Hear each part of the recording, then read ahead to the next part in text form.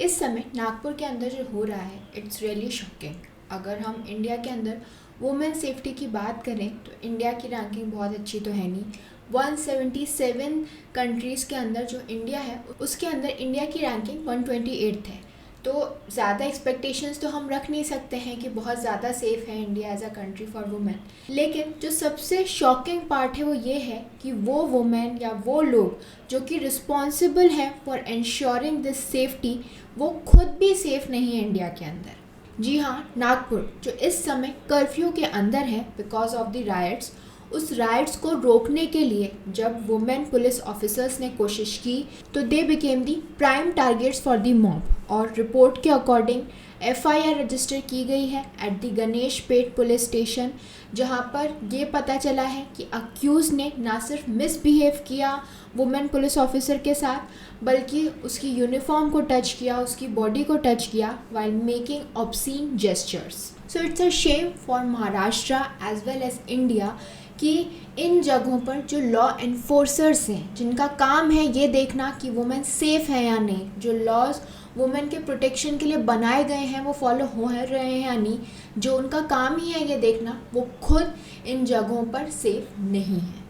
आज के हमारे वीडियो में हम नागपुर के अंदर ये जो पूरा मुहिम चल रहा है उसके बारे में डिटेल में समझेंगे कि ये स्टार्ट कैसे हुआ, क्यों औरंगज़ेब के जो टॉम्ब है उसे हटाने की बात हो रही है, जो मूवी छावा है वो इसमें कैसे इन्वॉल्व है, और क्या सच में जो महाराष्ट्र गवर्नमेंट है वो इस टॉम्ब को रिमूव कर सकती है। तो सबसे पहले अगर ये हम समझें कि ये पूरा इशू स्टार्ट कैसे हुआ तो सच ये है कि ये पूरा इशू एक र्यूमर से स्टार्ट हुआ। जी हाँ, एक र्यूमर फैली कि एक होली बुक जो कि मुस्लिम कम्युनिटी को बिलोंग करती है उसे जला दिया गया है ड्यूरिंग एन एजिटेशन बाय विश्व हिंदू परिषद एंड बजरंग दल एट शिवाजी पुतला स्क्वायर नियर महल गेट। इसके बाद अगर हम पुलिस ऑर्डर का जो ऑफिशियल पुलिस ऑर्डर है उसकी देखें तो उसके according around 200 to 250 members of this right wing groups जो हैं वो गैदर हुए और डिमांड करने लगे कि औरंगज़ेब का जो टॉम्ब है खुल्टाबाद में उसे हटा दिया जाए, रिमूव कर दिया जाए। और इस सब के बीच में जो मूवी छावा क्यों इन्वॉल्व है वो इसलिए इन्वॉल्व है क्योंकि अगर हम इस मूवी की बात करें तो इस मूवी के अंदर बेसिकली दिखाया गया है कि कैसे जो मराठा किंग छत्रपति संभाजी महाराज थे उन्होंने झगड़ा किया, लड़ाई की थी औरंगज़ेब के साथ एंड ही वॉज एग्जीक्यूटेड। और इसी वजह से इसका जो पोर्ट्रेयल था अगेंस्ट द मुग़ल रूलर उसको जो है लोगों उसको देखकर जो है भड़क गए, उन्हें गुस्सा आ गया। तो प्रोटेस्ट के दौरान ये जो मॉब था जो कि इसके अगेंस्ट में था कि क्यों औरंगज़ेब का टॉन्ग है, उन्होंने औरंगज़ेब की जो पिक्चर्स हैं उन्हें जलाई, जो रिलीजियस चादर इस कम्युनिटी में यूज़ होती है उसे जलाई, और इसी वजह से दोनों ही कम्युनिटी के बीच में टेंशन्स आ गई and nearly 1000 people came to street in retaliation, जहाँ पर स्टोन पेल्टिंग देखी गई, वैंडलिज्म देखा गया, आसन देखा गया, काफ़ी सारे vehicles, police vehicles, traffic control booths and houses उन्हें जला दिया गया। और जैसे जैसे ये वायलेंस फैला there was a severe disruption of law and order, और ये जो पूरी सिचुएशन है वो आउट ऑफ कंट्रोल हो गई, जिसकी वजह से नागपुर के अंदर एक इनडेफिनेट कर्फ्यू जो है इम्पोज कर दिया गया। कर्फ्यू का मतलब ये है कि वहाँ पर जो है अब लोग गैदर नहीं हो सकते, 4 से 5 से ज़्यादा, अगर 4-5 लोगों से ज़्यादा गैदर हो रहे हैं तो वो अलाउड नहीं है, पुलिस अगर चाहे तो उन्हें जेल में डाल सकती है। तो इस तरीके से नागपुर में ये पूरा मुहिम स्टार्ट हुआ बिकॉज ऑफ अ र्यूमर। अब इस पूरे सिलसिले में जो मैंने बताया आपको वुमेन पुलिस ऑफिसर्स के साथ क्या हुआ, कैसे उनके साथ मिसबिहेव किया गया, तो उससे रिलेटेड जो प्राइम अक्यूज़ड है उसे अभी पकड़ लिया गया है। तो जो प्राइम अक्यूज़ड है उसे आइडेंटिफाई किया गया है एज फ़हीम खान। इसके लिए कहा जा रहा है कि he is responsible for inciting the violence. अगर हम फ़हीम खान की बात करें तो he is a local politician from the minority democratic party, तो इन्हें जेल में डाल दिया गया है। इसके अलावा 60 और लोग हैं, 60 more people are there who have been arrested in connection with this violence. इसके अलावा जो पुलिस है वो अभी भी एग्ज़ामिन कर रही है कि ये जो पूरा इशू है, जो पूरा केओस वहाँ पर हो रहा है वो एक सिंगल पर्सन की वजह से हुआ है या और ऑर्गेनाइजेशंस भी इसके अंदर इन्वॉल्व है. So far they have registered 6 cases and file complaints against 1200 people. इसके अलावा अभी रिसेंट जो कुछ इन्फॉर्मेशन आ रही है वो ये है कि बांग्लादेश का एंगल भी इन्वॉल्व है. कुछ वीडियोस जो हैं वो सर्कुलेट हो रहे हैं जो वहाँ से स्टार्ट हो रहे हैं, जिसकी वजह से ये रूमर फैल रही है और लोगों में जो है और ज़्यादा टेंशन्स बढ़ रही हैं, कम्युनिटीज़ के बीच में टेंशन बढ़ रही है. सो वी कैन सी कि how a rumour resulted in this mayhem, कि कैसे ये जो पूरा र्यूमर से स्टार्ट हुआ. सच क्या है किसी को नहीं पता, ऐसा कुछ हुआ नहीं पता. मूवी रिलीज़ हुई.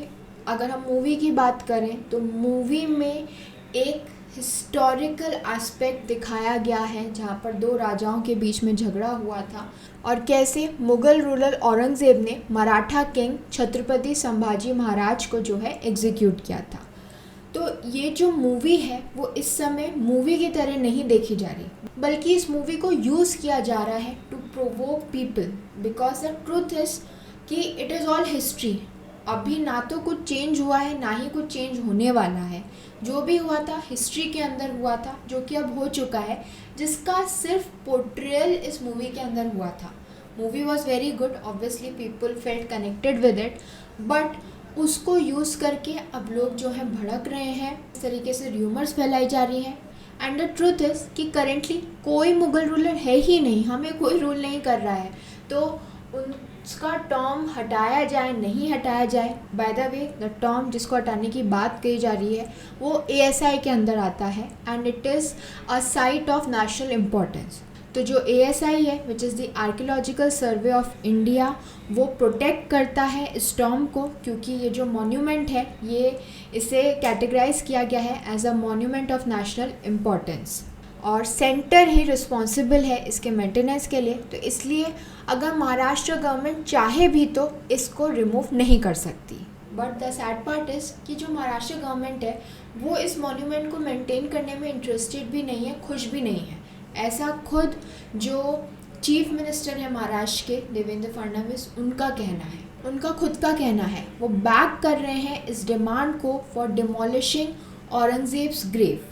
उनका कहना है कि ये अनफॉर्चुनेट है कि कैसे गवर्नमेंट को प्रोटेक्ट करना पड़ रहा है मुग़ल एम्परर की फाइनल रेस्टिंग प्लेस को despite his history of persecution. तो उनका कहना था कि वो अश्योर करते हैं कि वो ऐसे किसी भी अटेम्प्ट को जो है बैक नहीं करेंगे जो कि ग्लोरीफाई करेगा औरंगज़ेब की लेगेसी को. सो वी कैन सी कि instead of resolving the whole issue कि कैसे पूरा क्योस ख़त्म हो, इस तरीके के स्टेटमेंट्स बिल्कुल भी हेल्प नहीं कर रहे हैं वहाँ की जो टेंशन है उसे ख़त्म करने में. क्योंकि अगर इस तरीके के स्टेटमेंट पॉलिटिशियंस से आते रहेंगे तो दूसरी कम्युनिटी को तो ऑब्वियसली अनसेफ फील होगा ही कि ऐसा क्यों किया जा रहा है और कैसे ये पूरी सिचुएशन काम होगी. But now the major question is कि क्या सच में औरंगज़ेब की टॉम को हटाया जा सकता है, रिमूव किया जा सकता है. टेक्निकली देखा जाए तो ये कहा गया है कि ये आर्कियोलॉजिकल सर्वे ऑफ इंडिया के पास है, इसका मेंटेनेंस सेंटर के पास है और महाराष्ट्र गवर्नमेंट का इससे कोई लेना देना नहीं है. लेकिन हाँ, अगर सेंटर चाहे तो ऐसा हो सकता है. तो ये जितने भी मॉन्यूमेंट्स हैं, ये सब हिस्टोरिकल मॉन्यूमेंट्स हैं, ये किसके अंदर प्रोटेक्टेड हैं? Under the ancient monuments and archaeological sites and remains act 1958. तो ये जो पूरा एक्ट है ये प्रिजर्व करता है, प्रोटेक्ट करता है ancient and historical monuments and archaeological sites and remains of national importance. तो ये जो रेगुलेशन है इन आर्कियोलॉजिकल एक्सकवेशंस का and for protecting the sculptures, carvings and other similar objects, तो इस सब की ड्यूटी किसके पास है? ASI के पास है. जो आर्कियोलॉजिकल सर्वे ऑफ इंडिया है वो रिस्पॉन्सिबल है for archaeological research and preservation of monuments of cultural and historical significance, जो कि किसके अंडर में आती है? मिनिस्ट्री ऑफ कल्चर के अंडर में आती है. और इसमें पहले भी अमेंडमेंट्स हो चुके हैं. 2010 में इस एक्ट के अंदर अमेंड हुआ था और ये कहा गया था कि जो ASI प्रोटेक्टेड मॉन्यूमेंट है, जिसमें जो 100 मीटर का जो एरिया होता है, रेडियस होता है ऑफ दिस मॉन्यूमेंट, वो एक प्रोहिबिटेड एरिया माना जाता है जहाँ पर कंस्ट्रक्शन अलाउड नहीं है. लेकिन इसके बाद जो नेक्स्ट 300 मीटर का एरिया होता है वो रेगुलेटेड एरिया होता है, जहाँ पर परमिशन चाहिए होती है before executing any structural changes. तो इस तरीके से अगर इस एक्ट के अंदर अमेंडमेंट्स किए जाते हैं, चेंजेस किए जाते हैं, तो हाँ, औरंगज़ेब के टर्म को भी रिमूव किया जा सकता है, बट कुछ चेंजेस करने होंगे लॉ के अंदर, कुछ अमेंडमेंट्स करने होंगे। तो वी कैन सी कि how the whole issue started. जो डिमांड की जा रही है वो महाराष्ट्र गवर्नमेंट पूरी भी कर सकती है या नहीं, और अगर चाहें इसे इम्प्लीमेंट करना, इन डिमांड्स को इम्प्लीमेंट करना, तो वह कैसे किया जा सकता है। I hope this information was helpful to all of you. Thank you for watching this video. और अगर मेरा वीडियो अच्छा लगे तो प्लीज़ मेरे चैनल को लाइक, शेयर एंड सब्सक्राइब करें। Thank you.